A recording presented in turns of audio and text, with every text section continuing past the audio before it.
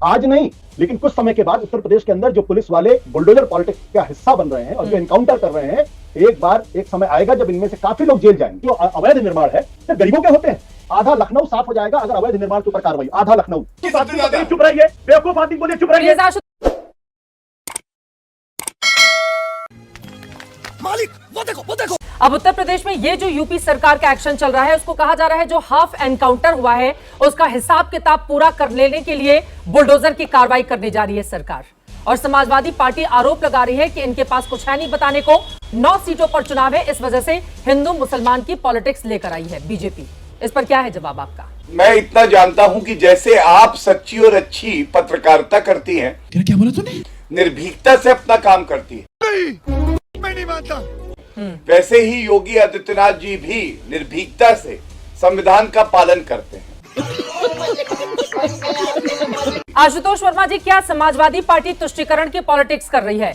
और देखिए, एक तरफ बुलडोजर की कार्रवाई, लेकिन वहीं दूसरी तरफ अगर अवैध निर्माण है जैसा कि बीजेपी और प्रशासन दावा कर रहा है, उस पर कोई कार्रवाई हो रही है, बाकायदा 3 दिनों का समय दिया गया है, नोटिस जारी किया गया है, तो फिर उसको लेकर इतनी ज्यादा सियासत क्यों? इतनी कार्रवाई हो रही है। ये शब्द भारतीय जनता पार्टी के प्रवक्ता 7 साल से बोलते हैं। कार्रवाई ये होती है कि जब इतना बड़ा जुलूस, जो धार्मिक जुलूस था, वो अगर निकल रहा है जिसमें सैकड़ों की तादाद में लोग हैं, तो क्या उत्तर प्रदेश पुलिस का प्रशासन और पुलिस को जरा सी भी तनिक हवा नहीं थी कि वहां क्या होने जा रहा है? इतने बड़े जुलूस में इतनी बड़ी घटना हो गई और उत्तर प्रदेश की एलआईयू शांत बैठी थी। हमने तो ये तक सुना कि वहां के एसएचओ साहब अपने थाने से उस दिन निकले ही नहीं, और बीट जो थानेदार थे और बीट वाले जो होमगार्ड थे, उनके सारे पूरा जिले में घुमा रहे थे। उसके बाद 13 अक्टूबर की जो घटना हुई, विभत्स घटना है, और हम उस मृतक के साथ में खड़े हुए हैं, हम उनके साथ संवेदनाएं हैं। किसी की कोख खाली हो गई, किसी का बच्चा मर गया, उसके बावजूद वहां पे धारा 144 लगाई गई और अगले दिन आगजनी हुई, शोरूम जलाए गए, दुकानें जलाई गई, सैकड़ों की तादाद में राज संपत्ति जलाई गई। तब भी मूक दर्शक बैठी हुई थी उत्तर प्रदेश पुलिस। तो ये क्यों ना माना जाए कि उत्तर प्रदेश प्रशासन और उत्तर प्रदेश पुलिस चाहता था कि ये दंगा हो, चाहता था ये सांप्रदायिक हिंसा बिगड़ी, और सवाल तो उठेगा ही उठेगा। मुझे याद है 2012 से 17 के बीच में जब भी इस प्रकार की कोई घटना होती थी, सारे न्यूज चैनल, सारे पत्रकार बड़ी बड़ी अखिलेश यादव जी की फोटो लगा के दंगे का नाम लेते थे। आज योगी आदित्यनाथ से सवाल पूछने में किसी को डर लग रहा है क्या? भैया मुंह निकल जाएगा हमारा, ऐसा करेंगे तो।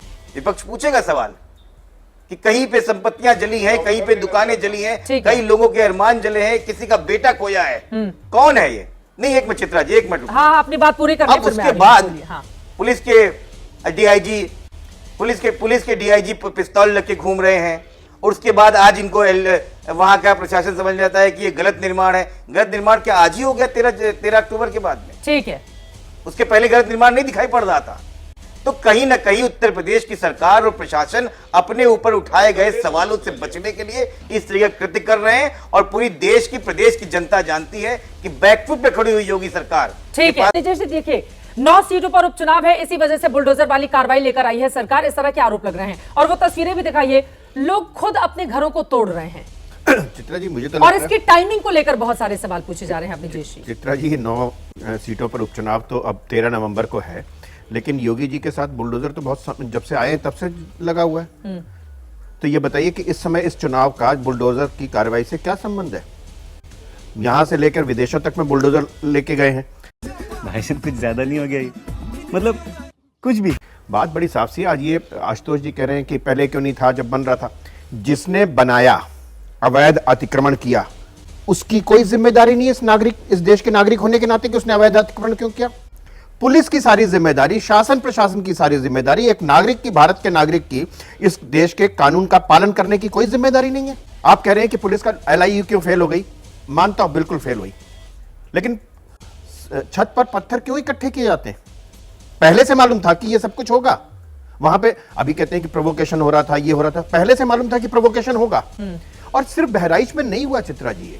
आप ये बताइए, देश के प्रदेश के किस शहर में नहीं हुआ? अभी गणपति उत्सव पर लगातार हुआ, रामनवमी पर हुआ, हनुमान जयंती पर होता है, दुर्गा पूजा में फेल्योर भी तो है। नहीं, मैं पुलिस तो मान रहा हूं ये प्रशासन की बात। ताकत का मैं तो- इस्तेमाल पहले से क्यों नहीं करते हैं ताकि शांति व्यवस्था बनी अरे रहे? मैं कह रहा और हूं- बाद में हो जाने पर लाल निशान लगाकर फिर बुलडोजर वाली कार्रवाई शुरू कर दो। नहीं, आप वो तस्वीरें दिखाइए। नहीं अवनीश जी, मेरा ये सवाल है, देखिए ये जो तस्वीरें सामने आई हैं, आपको पता है वो व्यक्ति खुद को जितना मैं समझ पा रही हूं, और मैं उसी हिस्से से आती हूं, इसलिए शायद मैं ज्यादा बेहतर बता पाने की स्थिति में हूं, ताकि वो एक एक ईंट, क्योंकि बुलडोजर की कार्रवाई चलेगी तो सारे ईंट सब कुछ खत्म हो जाएगा, कम से कम वो खड़ा ईंट ले जाकर दूसरी जगह कोई घर बना सके, जहां तक मुझे लग रहा है। तस्वीरों को देखकर हमारे संवाददाता और बता पाएंगे भाई, ये स्थिति पैदा हो गई है। चित्रा जी ये संवेदना दिखाई दे रही, लेकिन जब उसने अतिक्रमण किया था सरकारी जमीन पर, तब उसने किससे पूछा था? अभी याद आ रहा है कि अतिक्रमण किया मैं था? कह रहा हूं कभी जब भी याद बहराइच में आए। इस तरह की स्थिति मैं बन कह रहा हूं गई। कि शासन को अभी याद आया, लेकिन जो बना रहा था उसको तो मालूम था कि मैं अतिक्रमण कर रहा हूं, ये जमीन मेरी नहीं है, उसकी कोई जिम्मेदारी नहीं है। उसकी जिम्मेदारी भी तो हो, किसी भी धर्म का हो, लेकिन जिसने सरकारी जमीन पर कब्जा किया, सड़क जितनी चौड़ी होनी चाहिए, सड़क दुबली होती गई, पतली होती गई, सकरी होती गई, उसकी कोई जिम्मेदारी नहीं है। वाह बेटा, लगता है तुम गू खा के ही मानोगे। बुलडोजर की कार्रवाई को लेकर आशुतोष जी, मेरा ये सवाल है, सुप्रीम कोर्ट के अपनी अलग गाइडलाइंस हैं, लेकिन यहां पर लाल निशान लगा के बताया जाता है कि ये अवैध निर्माण है, इस वजह से कार्रवाई की जा रही है, लेकिन उसी समाज का एक समर्थन भी मिलता है उस तरह की कार्रवाई को, और चुनाव है उसको सीधे जोड़कर देखा जा रहा है, इस वजह से हो सकता है इस तरह का एक्शन लिया जाता हो। इसको कैसे समझाएंगे आप कि ये जो एक्शन लिया जा रहा है यूपी सरकार की ओर से, ये गलत है, क्योंकि एक वर्ग ऐसा भी है जो इसका समर्थन करता है? आशुतोष जी।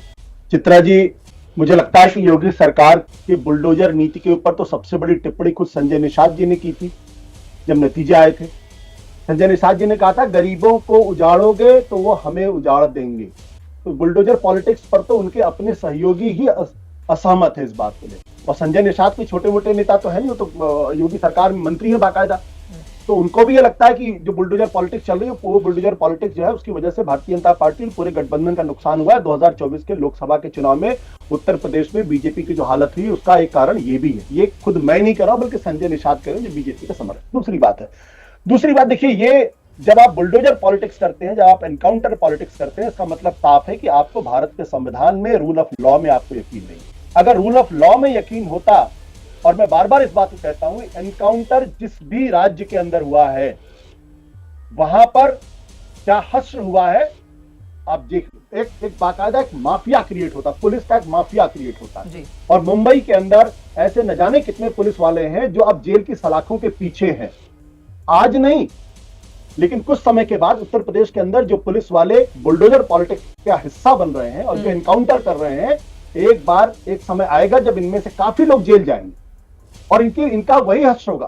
क्योंकि जब मुंबई के अंदर जब माफिया के खिलाफ ये लोग एनकाउंटर कर रहे थे और उसके बाद एक्सटॉर्शन का पूरा रैकेट खड़ा हो गया, तो बहुत सारे लोग उनकी तारीफ कर रहे थे, देखिए कितना अंडरवर्ल्ड का सफाया कर दिया। लेकिन जब वही जेल जाने लगे तो उनके साथ किसी तरीके की कोई सहानुभूति नहीं रखी गई। तो पुलिस वालों को भी ये समझना है। तीसरी बात जो महत्वपूर्ण सवाल है कि एक पुलिस वालों के ये जो अवैध निर्माण है सिर्फ गरीबों के होते हैं। आधा लखनऊ साफ हो जाएगा अगर अवैध निर्माण के ऊपर कार्रवाई, आधा लखनऊ, और मैं लखनऊ से आता हूं इसलिए मैं जानता हूं इस बात को, आधा दिल्ली आपका साफ हो जाएगा।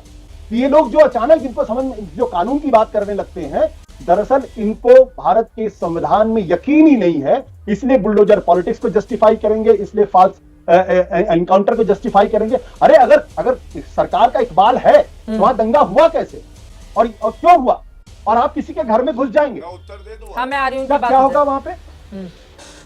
क्या जरूरी है, क्या जरूरी है जब लोगों को मालूम, जब पुलिस को, प्रशासन को मालूम है कि सेंसिटिव मामला है, तो जरूरी है आप उसी इलाके से अपनी यात्रा निकालें, कहीं और से भी निकल सकती है। अगर निकल जाता तो ये दंगा नहीं होता, उस लड़की की बेचारी की मौत नहीं होती। और आप किसी के घर में घुस रहे हैं, मस्जिदों के सामने खड़े होकर अगर आप प्रोवोकेटिव भाषण देंगे, पिछले दिनों भी एक वीडियो सामने आया जिसमें किस तरीके की गालियां दी जा रही है। तो इसका मतलब ये कि या तो प्रशासन की मिलीभगत या प्रशासन चाहता है दंगे हो, दूसरा कोई कारण समझ में नहीं आता है। हाँ, ठीक है, मैं जवाब अब विजय शाह आ रही हूँ। बोलिए गौरव भाटिया जी, वो कह रहे हैं दंगे हुए कैसे, पुलिस प्रशासन का अगर इतना इकबाल है वहां पर तो। देखिए, अपराधी हो, अतिक्रमण करने वाला हो, उसका धर्म नहीं देखती योगी सरकार, वो कार्रवाई करती। दूसरी बात जो कही जा रही है, दंगा हुआ कैसे, तो ये सही बात है, एक भी दंगा नहीं होना चाहिए। और योगी आदित्यनाथ जी ने तो कर दिखाया है कैसे कानून का राज होगा। 2018 से 20 चित्रा जी, एक भी दंगा नहीं हुआ। 21-22 में एक दंगा हुआ। और मैं याद दिलाता हूं, समाजवादी पार्टी की सरकार थी, एक साल में 200 दंगे हुए थे, एक साल में 200 दंगे। मुजफ्फरनगर का दंगा हुआ, 65 लोगों की जान चली गई। मुझे दुख इस बात पे होता है, रूल ऑफ लॉ की बात कर रहे थे, रूल ऑफ लॉ में पुलिस के खिलाफ बोले जा रहे हैं। चुनौती है, आशुतोष अपने आप को पत्रकार कहते हैं, आशुतोष बताएं सर्वोच्च न्यायालय या उच्च न्यायालय का कोई आदेश जिसमें उन्होंने कहा हो कि बुलडोजर की कार्रवाई जो हुई है वो गैर संवैधानिक है और एनकाउंटर जो हुआ है वो फर्जी है, नहीं बता पाएंगे। मैं एक ही बात कहूंगा, जब से योगी जी आए हैं आंकड़े ये कहते हैं डकैती में 86% की कमी, लूट में 78% की कमी, हत्या में 43% की कमी और फिरौती अपहरण में 70% की कमी, बलात्कार के मामलों में 25% की कमी। ये आंकड़े दे के बात कर रहा हूँ। आशुतोष वर्मा जी आप जवाब दे दीजिए। आशुतोष जी मैं आ रही हूँ, उसके बाद अब दीजिए आपके पास। ठीक है, सवाल मत उठाइए। आशुतोष वर्मा जी वो कह रहे हैं कि जब से योगी सरकार सत्ता में आई है उसके बाद से देखिए दंगों में किस तरह से वहां पर रोक लगी और इसी के साथ ही साथ कुछ और आंकड़े जो अपराध के रहे उसको भी वो गिना रहे हैं। चित्रा जी देखिए, भारतीय जनता पार्टी को रटा रटाया उनके प्रवक्ताओं को मिल जाता है, वो बोल देते हैं। अगर वो एनसीआरबी के डाटा देखें तो आज भी उत्तर प्रदेश के हालात सबसे बदतर हैं। और मुझे याद मत बताइए कि ये देश ने देखा सुप्रीम कोर्ट ने किसी सरकार को अगर फेक इनकाउंटर पे चुनौती है, कौन से साल का एनसीआरबी डेटा है बताइए, हत्या और उत्तर प्रदेश में बताइए। एक मिनट, चुनौती है आपको। बिल्कुल बता रहा हूँ, बिल्कुल बता रहा हूँ। एनसीआरबी के कौन से साल का है? यही उत्तर प्रदेश की पुलिस थी। एक मिनट हत्या पे बताइए कौन से साल का है? मैं नहीं आगे नहीं बढ़ेंगे, अब बता रहा हूँ। आरोप लगाया तो बताइए। बता रहा हूँ भाई, गौरव भाटिया जी को आप लेने दीजिए। ठीक है, मैं उनसे जवाब ले लेती हूँ जो आरोप लगाए हैं। मैं सुनने के लिए नहीं बैठा हूँ। आप बोलिए बोलिए बोलिए आशुतोष। मैं बिल्कुल ही बता रहा हूँ। उत्तर प्रदेश की यही उत्तर प्रदेश की पुलिस थी जिसपे डायल 100 बना के माननीय अखिलेश यादव ने उसको वर्ल्ड क्लास लेवल का बनाया था। और यही उत्तर प्रदेश की पुलिस है जो 2017 के बाद आपको याद होगा कि उत्तर प्रदेश पुलिस के अंदर बैठे हुए एक मिनट आईपीएस ऑफिसर ने यहाँ पे एसपी और सीओ की बोली लगाई थी, 25 लाख से 3 करोड़ रुपए की पोस्टिंग होती थी। यही उत्तर प्रदेश की पुलिस थी जो ठाए ठाए करते हुए दिखाई पड़ती। यही उत्तर प्रदेश की पुलिस है जिसमें फेक इनकाउंटर के केस लगे हैं और यही उत्तर प्रदेश की पुलिस है जिसका आज राजनीतिकरण के आरोप लगाए जा रहे हैं। किसने खराब किया इस महकमे को? और यही उत्तर प्रदेश पुलिस के पहले डीजीपी सुलखान सिंह ने अभी 1-2 महीने पहले अपने फेसबुक पोस्ट पे लिखा था कि ये राजनीतिक कारणों के कारण आप जो काम कर रहे हैं इसका भुगतान आपको करना पड़ेगा। ऐसे कई पुलिस वाले हैं जो जेल में हैं और सरकारें चली गई, उनके लोग चित्रा जी मुझे उत्तर देने दीजिए कि इन्होंने एक सिस्टम बना दिया है कि राजनीतिकरण करो, जब तक सेवा में हो 2 लाइन में देता हूं। सेवा के बाद आओ, एक मिनट, सेवा के बाद आओ, हम तुमको राज्यसभा एमएलसी या एमपी बनाएंगे। और बनाया है इन्होंने। ये भारतीय जनता पार्टी ने कल्चर स्टार्ट किया इस देश में। फिर तो बहुत सारे अधिकारी मिल जाएंगे, करो, वो तो हर पार्टी में आपको दिखाई दे बाद विधायक बनो। एनसीआरबी का डेटा दिया गया, मैं खाली डेटा पढ़ के बता देता हूँ। 2022 में उत्तर प्रदेश में 7,53,675 अपराध हुए हैं, नंबर 1 है। 2021 में 6 लाख हुए। हत्या के मामले में उत्तर प्रदेश नंबर 1 है, गैंगरेप के मामले में उत्तर प्रदेश नंबर 1 है, बलात्कार के मामले में उत्तर प्रदेश है।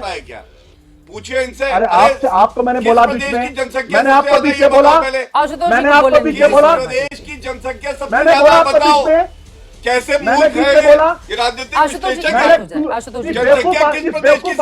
चुप रहिए, बेवकूफ आदमी बोले चुप रहिए। आशुतोष नहीं, आप क्योंकि आपने ये नहीं बताया कि उत्तर प्रदेश मुझे लगता है कि हम व्यक्तिगत हो जाते हैं, एक दूसरे के बीच में नहीं बोलेंगे।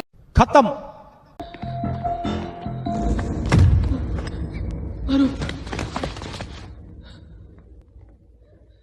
क्या हुआ? कुछ मुंह में घुसेड़ा, उसके बाद गले को उधेड़ के नाक से बाहर निकाला, उसके बाद मेरी बत्ती गुल हो गई। अब बताइए मैं क्या करूंगा? एक बहुत सिंपल सी टिप आपके साथ शेयर करती हूँ। अपने हाथ को इस तरह से रखिए। If you look at this from your side, आपका लेफ्ट हैंड आपको बी के जैसे दिखेगा और राइट हैंड आपको डी के जैसे दिखेगा। B and D. B for थोड़ी मदद रखिए। वे मैं थो तेरा मन पर